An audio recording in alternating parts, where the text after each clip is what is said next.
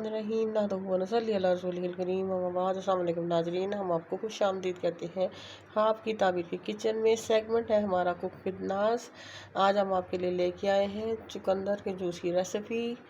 ये आपके fatty liver के लिए बहुत ही मौसर है। जिसको भी फैटी लिवर हो वो रोज़ का 1 गिलास पिए तो 7 दिन के अंदर अंदर इंशाल्लाह ताला बेहतरीन नताइज का सामना होगा। जी, तो हमने एक चुकंदर लिया है, उसको हमने बारीक काट लिया है, धो लिया है।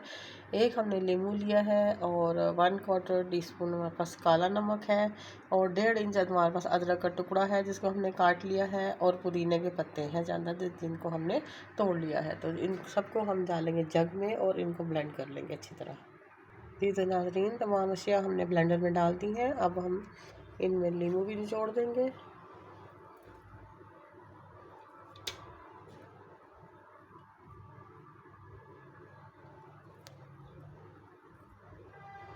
एक नींबू का रस जाएगा इसमें। अब हम इसमें पानी शामिल करेंगे, तकरीबन 2 गिलास पानी है हमारा। और अब हम इसमें नमक शामिल करेंगे। आप चाहें तो इसके अंदर शहद भी डाल सकते हैं, वो ऑप्शनल है।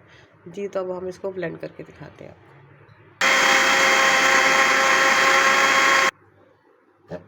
जी तो नाज़रीन, ये हमारा अच्छे से ग्राइंड हो गया है।